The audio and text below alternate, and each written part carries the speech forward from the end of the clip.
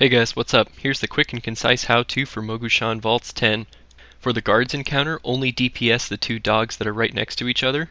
Off-tank, taunt the dog that does not have the same color matching the petrification that's going if it's above 50 energy. Don't stand and stuff on the ground and stick with your chain buddy.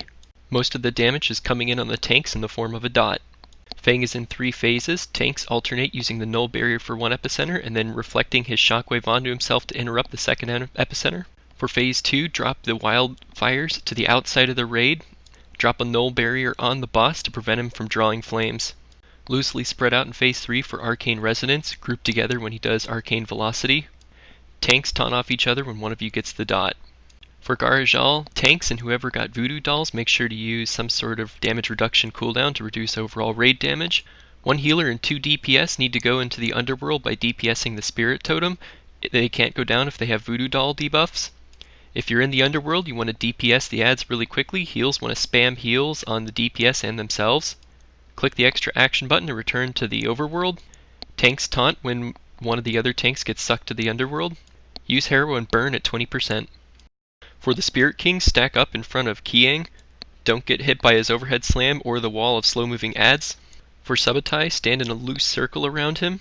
DPS, break out the people who got stunned by the arrow. Don't stand in volley and don't stand in his whirlwind. Loosely spread out around Jian.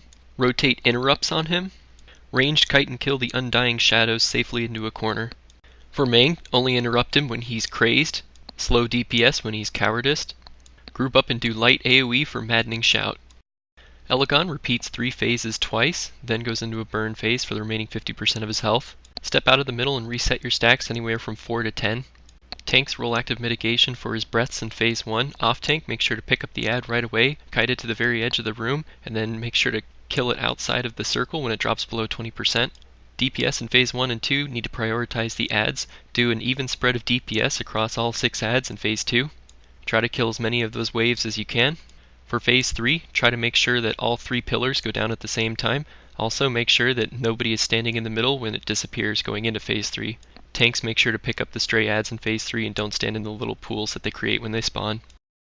For Will of the Emperor, the priority is Emperor's Courage, which can only be DPS'd from behind, Emperor's Strength, which has an avoidable ground AoE, and then Emperor's Rage, which can be CC'd and stunned and slowed, and then the 2 bosses, which happen to share a health pool. Tanks and melee DPS look at the slice of white slice in the air that his sword creates before they hit it, dodge all of his attacks during devastating combo, and get an extra action button for more damage. Most of the damage is going to be done to the tanks. Roll all of your big cooldowns, DPS and healing during Titan Gas.